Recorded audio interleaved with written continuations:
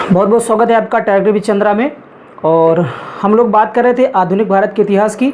और आधुनिक भारत के इतिहास में हम लोग पढ़ रहे थे बंगाल के गवर्नर जनरल। तो ये आज का जो हमारा भाग है वो है भाग 3 अर्थात पार्ट 3। पार्ट 2 में हम लोगों ने बंगाल के गवर्नर जनरल में पहला जो बंगाल का गवर्नर जनरल रहता है वारेन हेस्टिंग्स, उसके बारे में डिटेल से पढ़ा था। आज मैंने वारेन हेस्टिंग्स को तो यहाँ पर लिया हुआ है, पर उसके बारे में डिटेल से बातें हम नहीं करेंगे। बाकी जो लोग हैं उनके बारे में यहाँ पर आज बात होगी। तो दोस्तों आज बंगाल के गवर्नर जनरल का जो टॉपिक है वो पूरा क्लियर हो जाएगा। उसके बाद हम लोग बात करेंगे भारत के गवर्नर जनरल की नेक्स्ट वीडियो में। तो दोस्तों इस वीडियो को शुरू से लास्ट तक जरूर देखें और बहुत ही महत्वपूर्ण होने वाला है आपके लिए ये वीडियो।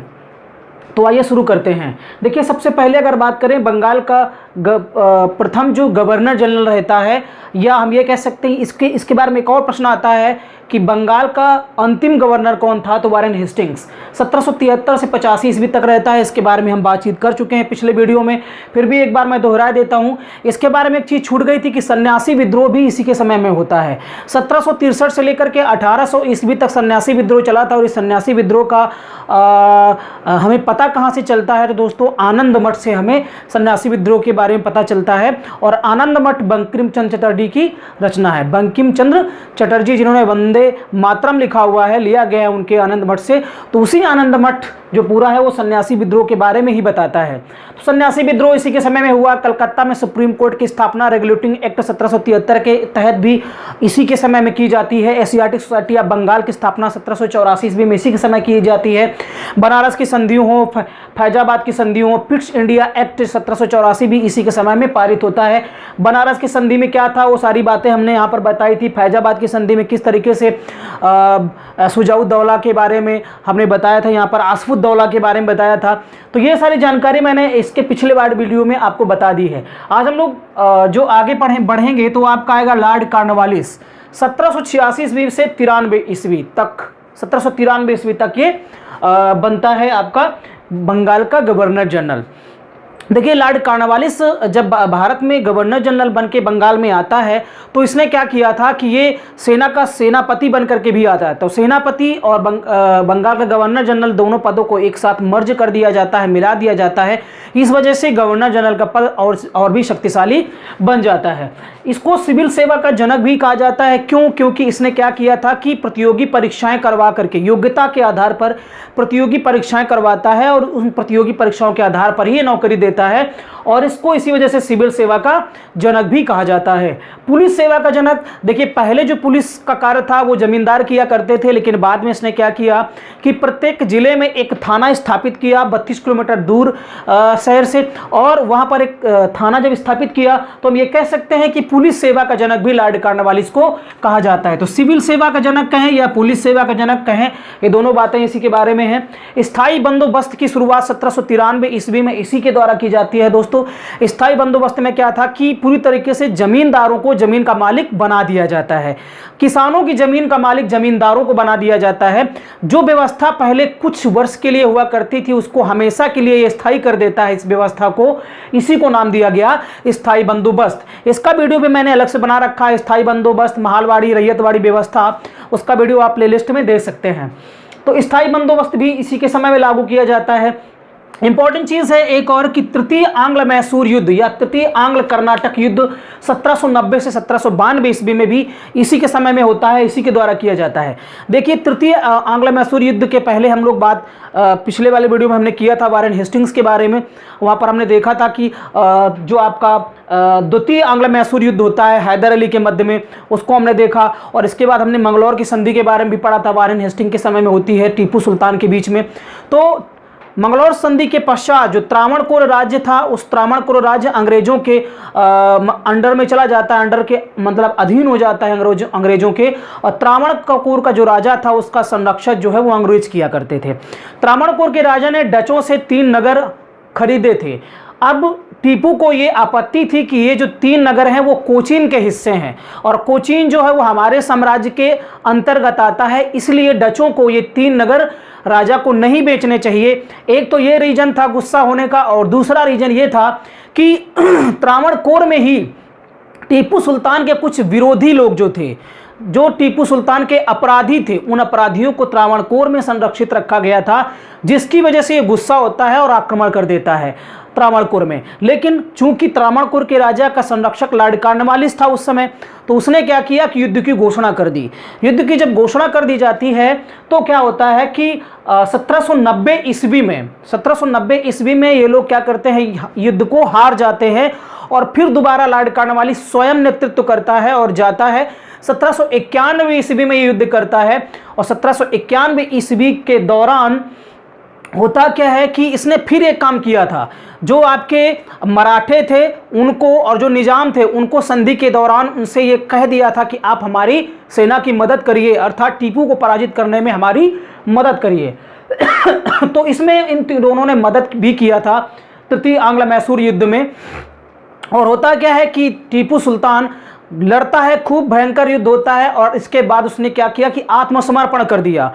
आत्मसमर्पण जब कर दिया आपके तृतीय आंग्ल मैसूर युद्ध में टीपू सुल्तान ने, तो हरजाने के रूप में अंग्रेजों ने टीपू सुल्तान से कहा कि 3 करोड़ का हमारा नुकसान हुआ है और आपको 3 करोड़ रुपए वापस करना पड़ेगा, हमको देना पड़ेगा, और साथ साथ में अपने राज्य का आधा हिस्सा हमको देना पड़ेगा, श्रीरंगपट्टनम का आधा हिस्सा भी हमको आपको देना पड़ेगा। और इसके एवज में जब तक आप 3 करोड़ रुपए हमें वापस नहीं कर देते हैं तो आपके पुत्र मुइजुद्दीन और खालिद को, मोहम्मद खालिद को उन्होंने बंधक बना करके अपने पास रखा।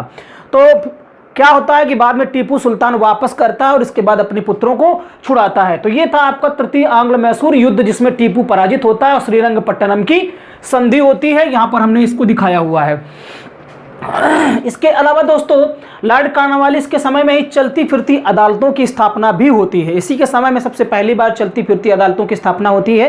इसका मतलब है कि जगह जगह पर काउंटर लगाए जाते हैं, पंडाल लगाए जाते हैं और वहाँ पर लोगों की बातों को सुना जाता है और निवारण किया जाता है। इनको चलती फिरती अदालतें या लोक अदालतें भी कहा जाता है। चलती फिरती अदालतों की स्थापना या लोक अदालतों की स्थापना सबसे पहले हरियाणा राज्य में की जाती है, ऐसा भी हम पढ़ते हैं।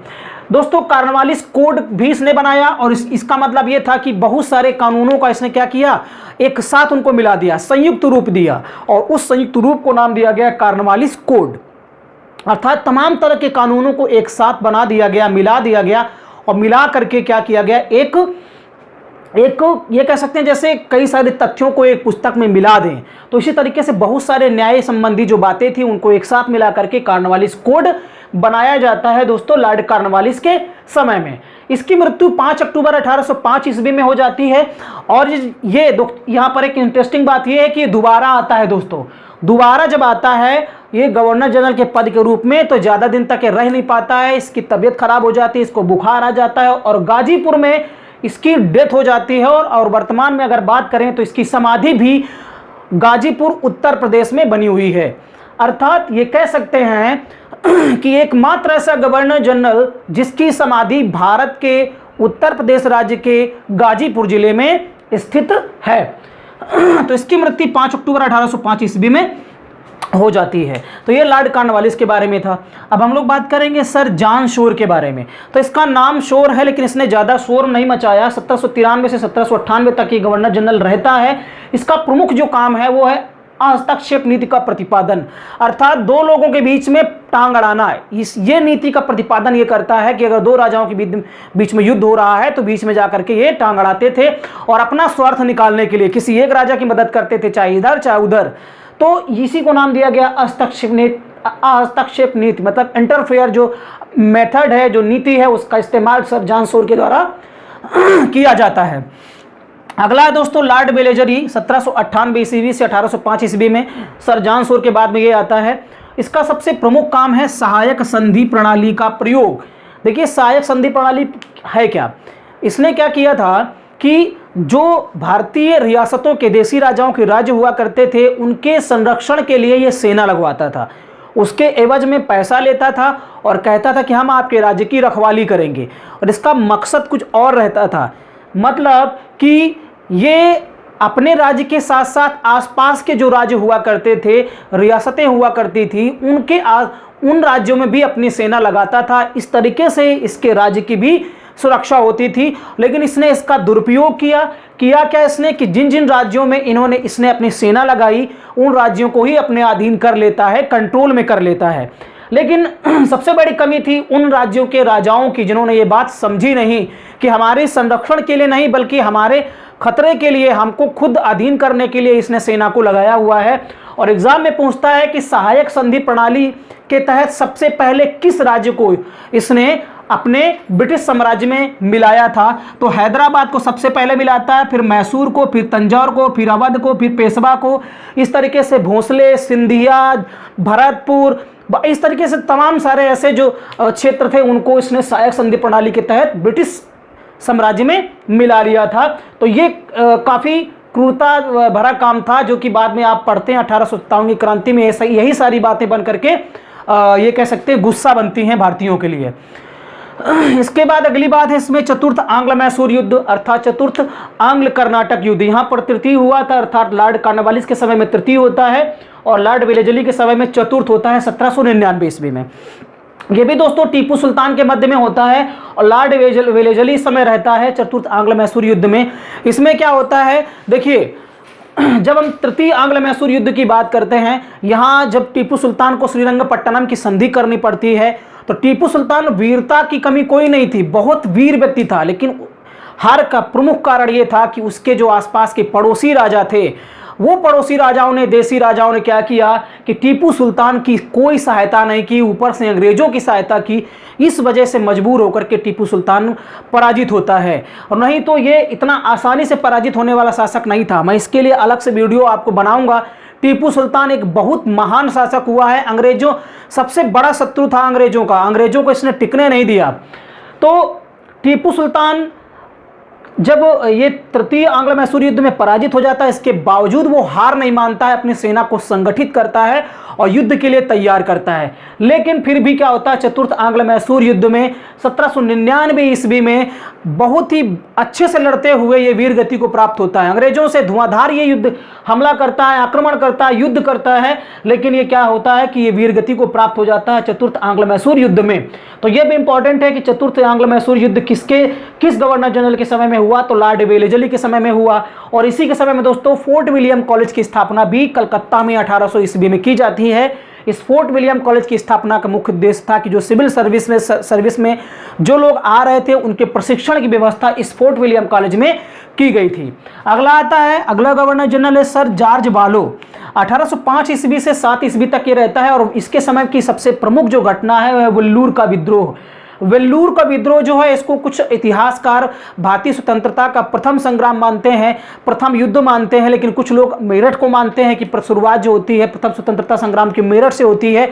कुछ इतिहासकार वेल्लू के विद्रोह को मानते हैं और ये एक सैनिक विद्रोह था, लेकिन इसकी ख्याति को हम ये कहें कमजोर नहीं किया जा सकता है। इसकी ख्याति बहुत ही प्रसिद्ध ये सैनिक विद्रोह था जो कि बाद में 1857 की क्रांति में भी इसका बहुत बड़ा योगदान दिखाई देता है। अर्थात 1857 की क्रांति के पहले इस तरीके से भारत में होने वाला पहला सैनिक विद्रोह था।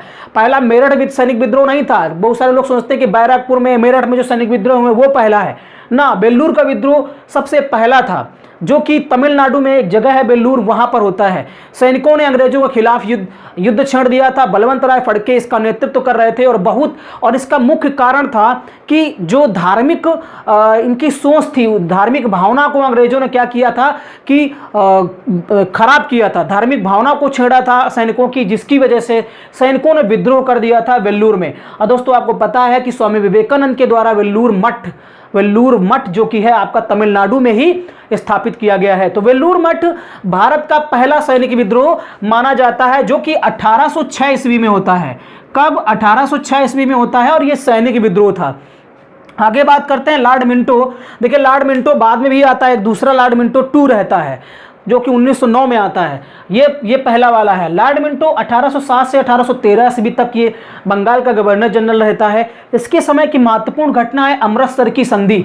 महाराजा रंजीत सिंह जो कि पंजाब के बहुत ही धुरंधर राजाओं में शामिल हैं और वो अपने क्षेत्र का विस्तार निरंतर कर रहे थे, आसपास के राज्यों को जीत रहे थे और इस तरीके से अंग्रेजों की चिंता का विषय बने हुए थे। अंग्रेजों ने क्या किया कि अंग्रेजों ने जो लॉर्ड मिंटो है इसने क्या किया कि चार्ल्स मेटकाफ को और महाराजा रंजीत के सिंह के पास में भेजा कि आप सतलज नदी के उसी तरफ रहिए, इस तरफ मत आइए। तो कई प्रकार की यहाँ पर बातों में समझौता होता है जिसको हम अमृतसर की संधि के नाम से जानते हैं। तो अमृतसर की संधि 1809 ईस्वी में महाराजा रंजीत सिंह और अंग्रेजों के मध्य में अर्थात लॉर्ड मिंटो के मध्य में होती है। लेकिन एक इंपॉर्टेंट चीज यहाँ पर यह है कि इस संधि पर अर्थात अमृतसर की संधि पर लॉर्ड मिंटो ने सिग्नेचर नहीं किया था, बल्कि चार्ल्स मेटकाफ ने सिग्नेचर किया था, हस्ताक्षर किया था। और दोस्तों चार्ल्स मेटकाफ जो है बाद में आपका गवर्नर जनरल बनता है और इसको भारतीय प्रेस का मुक्तिदाता भी कहा जाता है। तो उसके बारे में हम लोग बाद में बात करेंगे जब हम लोग भारत के गवर्नर जनरल की बात कर रहे होंगे।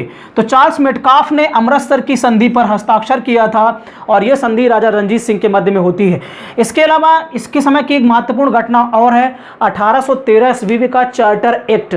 और इसी एक्ट के तहत आपको पता है कि जो ईसाई मिशनरी थी उनको छूट दे दी जाती है कि वो भारत में कहीं भी अपना मिशनरी स्कूल खोल सकते हैं और ईसाई धर्म का प्रचार प्रसार कर सकते हैं।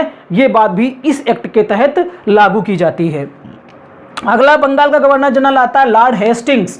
देखिए वो वारेन हेस्टिंग्स था, ये लॉर्ड हेस्टिंग्स है, दोनों अलग अलग हैं। 1813 ईस्वी से 1823 ईस्वी तक रहता है, लगभग 10 वर्ष तक रहता है। इसके समय की काफ़ी महत्वपूर्ण घटनाएं हैं। उन महत्वपूर्ण घटनाओं में एक है आपका नेपाल का या गोरखा युद्ध, नेपाल या गोरखा का युद्ध जो 1814 से 16 ईस्वी तक चलता है। और इसके तहत सुगौली की संधि होती है। उस समय गोरखाओं ने क्या किया था कि नेपाल में जो नेपाल की जो गोरखा थे, गोरखा राजा थे राजा अमर सिंह थापा, इनके खिलाफ। और जो नेपाल था बहुत ही शक्तिशाली राज्य हुआ करता था और इसका भी लक्ष्य था कि हम अपने साम्राज्य का विस्तार करें। जिस तरीके से अंग्रेजों ने अपने साम्राज्य का विस्तार करने की सोची थी, वैसे ही इस गोरखा शासक ने भी क्या किया था, अपने नेपाल साम्राज्य का विस्तार करने की सोची थी। और इस वजह से अंग्रेजों के लिए रोड़ा साबित हो रहा था अमर सिंह थापा। अंग्रेजों ने क्या किया कि नेपाल को 3 ओर से घेरा, एक आपका गोरखपुर से घेरा, एक आपका जो आपकी सतलज नदी है उस तरफ से घेरता है और एक मध्य में मेरठ के पास से घेरता है। तो 3 तरफ से घेरता है, लेकिन फिर भी गोरखा लोग बहुत ही अच्छे से युद्ध करते हैं और पराजित भी करते हैं इनको। लेकिन अंततः लास्ट में होता क्या है कि जब राजा अमर सिंह लास्ट में पराजित हो जाता है तो उसने सुगौली की संधि की। और सुगौली जो है वो दोस्तों बिहार का जो चंपारण जिला है वहाँ पर ये जगह पड़ती है सुगौली। यहाँ पर सुगौली की संधि होती है और इस संधि के तहत होता क्या है कि ये जो नेपाल के शासक थे वो बाद में अंग्रेजों के मित्र बन जाते हैं और अपने अपने शासन को ये संचालित करते हैं, शांति व्यवस्था को कायम करते हैं। और अंग्रेजों ने क्या किया था, बाद में इनसे बहुत अच्छे अच्छे सैनिक भी प्राप्त किए थे। तो काफ़ी वक्त तक नेपाल के शासक जो हैं वो अंग्रेजों के मित्र भी बने रहते हैं इस संधि के माध्यम से। तृतीय मराठा युद्ध भी इसी के समय में होता है, लॉर्ड हेस्टिंग के समय में 1817 से 1818 ईस्वी में। आपने दोस्तों पढ़ा होगा 1818 ईस्वी में भीमा कोरेगांव। तो भीमा गांव का जो युद्ध होता है वो पेशवा बालाजी बाजीराव के साथ में और लॉर्ड हेस्टिंग्स के मध्य में होता है। और इसी समय क्या होता है कि जब ये पराजित हो जाते हैं तो पेशवा का पद समाप्त कर दिया जाता है। और किस संधि के तहत, पूना संधि के तहत किया क्या जाता है कि पेशवा बाजीराव को 8 लाख की पेंशन देकर कानपुर के बिठूर में स्थानांतरित कर दिया जाता है कि अब आप यहां पर रहिए और 8 लाख रुपए पेंशन आपको दी जाएगी। तो इस तरीके से जो मराठा था, देखिए मराठों ने काफी मदद किया पहले, जब टीपू सुल्तान के विरुद्ध मदद भी किया था, लेकिन बाद में मराठों को भी अंग्रेज नहीं छोड़ते हैं। तो इस तरीके से पूरी तरीके से भारत में पेशवा का जो पद था वो समाप्त हो जाता है और मराठों की शक्ति पूरी तरीके से खत्म हो जाती है यहाँ पर। और ये काम लॉर्ड हेस्टिंग्स के द्वारा किया जाता है। इसके अलावा 1818 ईस्वी में बंबई प्रेसिडेंसी का गठन होता है। दोस्तों 3 प्रेसिडेंसी थी, मद्रास, बंगाल और बंबई प्रेसिडेंसी। तो बंबई प्रेसिडेंसी का गठन जो है वो लॉर्ड हेस्टिंग्स के समय में किया जाता है।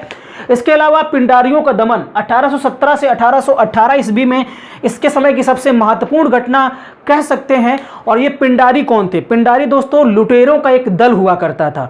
और ये लुटेरे क्या थे कि ये लुटेरों के दल में किसी एक धर्म जाति का व्यक्ति नहीं था, इसमें मुस्लिम हिंदू सभी मिलकर के इस दल का गठन किए थे। और इनको ये जो औरंगजेब के समय में ही उसका उदय हुआ था, औरंगजेब के समय में ही उदय हुआ था।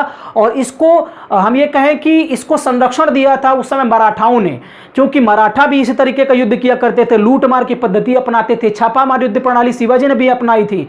तो इस तरीके से पिंडारियों का उदय भी औरंगजेब के समय ही होता है, और ये लोग मराठों से प्रेरित थे और मराठों ने इनको संरक्षण भी प्रदान किया था उस समय। तो ये क्या करते थे कि लूट मार किया करते थे। आरंभ में मराठों का संरक्षण प्राप्त था, लेकिन और इसके मुख्य नेताओं की बात करें तो नेता करीम खान, वासिल मोहम्मद, चीतू। करीम खान, वासिल मोहम्मद और चीतू इसके प्रमुख नेताओं में थे। और भी लोग थे लेकिन ये प्रमुख में माने जाते हैं। और इनके लिए मैल्कन एक अंग्रेज अधिकारी था, इसने एक शब्द का इस्तेमाल किया था कि ये मराठा शिकारियों के शिकारी कुत्ते हैं। ये मराठा शिकारियों के शिकारी कुत्ते हैं। जिस तरीके से शिकारी शिकार करने के लिए चलता है और कुत्ते छोड़ता है, तो शिकार करने वाले लोगों के शिकारी कुत्ते हैं। कौन? पिंडारी। और दोस्तों ये पिंडारी बहुत ही खतरनाक हुआ करते थे, और इनको खत्म करने के लिए क्या किया जाता है कि आपके लॉर्ड हेस्टिंग्स ने 1 लाख सेना और 300 तोपों को 2 टुकड़ों में भेजा था। इसलिए 2 टुकड़े में किया था चूंकि इनका प्रमुख जो क्षेत्र था वो मध्य भारत हुआ करता था। मध्य भारत में लूट मार किया करते थे। तो इसमें होता क्या है, लॉर्ड हेस्टिंग्स और एक और व्यक्ति रहता है थॉमस हिस्लोप। तो लॉर्ड हेस्टिंग्स ने क्या किया कि उत्तर से इस आक्रमण किया, और जो दक्षिण से आक्रमण किया थॉमस हिस्लोप ने। तो दोनों तरफ से, चूंकि मध्य भारत में रहते हैं, इस तरह से दक्षिण और उत्तर दोनों तरफ से घेर करके इनको मारा जाता है। और इस तरीके से क्या होता है कि आपकी पिंडारियों का पूरी तरीके से सफाया कर दिया जाता है। दोस्तों 2010 में फिल्म आई थी वीर, जो कि इन्हीं पिंडारियों की कहानी पर आधारित है। और वीर में जो आपके वीर बनते हैं वो रहते हैं आपके सलमान खान को बनाया जाता है। तो ये वीर पिक्चर भी इन्हीं पिंडारियों पर आधारित है। और मैंने एक नाम बताया करीम खान। ये करीम खान जो प्रमुख नेता था पिंडारियों का, इन्हीं का एक सहायक मित्र था जिसका नाम था पृथ्वीराज सिंह। उसी का पुत्र रहता है वीर, जिस पर वीर पिक्चर 2010 में अनिल शर्मा के द्वारा निर्देशित की गई थी। तो ये पिक्चर भी इसी पर आधारित है, पिंडारियों पर आधारित है। इसके बाद अगली बात हम लोग करते हैं लॉर्ड एडम्स की। 1823 ईस्वी में आता है। ये एक स्थानापन्न गवर्नर जनरल था, लेकिन इसने एक महत्वपूर्ण काम किया, प्रेस पर प्रतिबंध लगा दिया। प्रेस पर प्रतिबंध लगा देता है, ये तो गलत काम करता है। उसके बाद अगला आता है लॉर्ड एमहर्स्ट, जो कि 1823 से 1828 ईस्वी तक रहता है। 1824 से 26 ईस्वी में प्रथम बर्मा युद्ध जो होता है। देखिए बर्मा को पराजित, बर्मा जो म्यांमार है वर्तमान में, जिसकी राजधानी रंगून है, और अब इस समय क्या है राजधानी, आप लोग कमेंट्स बॉक्स में बताइए इसकी राजधानी क्या है। तो उस समय रंगून राजधानी हुआ करती थी। तो प्रथम बर्मा युद्ध होता है। देखिए बर्मा को पराजित करने के लिए होता क्या है कि एक स्थल मार्ग से, जब हम सिक्किम से जाते हैं तो एक स्थल मार्ग हो गया उत्तर पूर्वी भारत की तरफ स्थल मार्ग से, और एक था आपका समुद्री मार्ग जहां से आपका कैंपबेल जाता है। तो इस तरीके से समुद्री मार्ग और स्थल मार्ग से दोनों तरफ से बर्मा को घेरा जाता है। लेकिन होता क्या है कि वहाँ के जो शासक थे वो पराजित होते हैं, लड़ते हैं बहुत अच्छे से लेकिन फिर भी पराजित होते हैं। इसके तहत यान्डबू की संधि होती है। तो यान्डबू की संधि जो है प्रथम बर्मा युद्ध के समय में होती है, लेकिन ये यान्डबू की संधि 1826 ईस्वी में होती है। तो इस तरीके से बर्मा युद्ध 1824 से 1826 तक चलने वाला 2 वर्ष तक का युद्ध था, और ये कह सकते हैं कि ब्रिटिश इतिहास का सबसे महंगा युद्ध साबित होता है। ये सबसे ज़्यादा पैसा इसमें अंग्रेजों को देना पड़ता है बर्मा को। और इसी के समय की एक और महत्वपूर्ण घटना है, 1824 ईस्वी में बैरकपुर में भारतीय सैनिकों ने क्या किया था कि विद्रोह कर दिया था। तो इस तरीके से ये जो हमारे बंगाल के गवर्नर जनरल थे, उनके बारे में जो प्रमुख उनके कार्य हैं, महत्वपूर्ण कार्य हैं जो एग्जाम में पूछे जाते हैं, उनके हम लोगों ने यहाँ पर डिटेल से बात की है दोस्तों। और मेरा मकसद ये रहता है कि मैं आपको डिटेल में सारी चीज़ें दूँ, लेकिन फिर भी ज़्यादा समय ना लगे। मेरे वीडियो जरूर छोटे होते हैं, लेकिन दोस्तों जब आप वीडियो को देखोगे तो आप वीडियो में कोई ऐसी चीज़ नहीं पाओगे जो आपकी छूट गई हो। अन्य चैनलों की वीडियो को आप देखिए और मेरे चैनल की वीडियो को देखिए। मैं कम समय में बहुत सारी चीज़ें आपको देने का प्रयास करता हूं, और इसी कोशिश हमारी हमेशा ऐसी ही कोशिश रहेगी आपके लिए। तो दोस्तों ये वीडियो यहीं पर समाप्त होता है, और आप लोग स्वस्थ रहिए, मस्त रहिए, अपने पर्यावरण की संरक्षण कीजिए,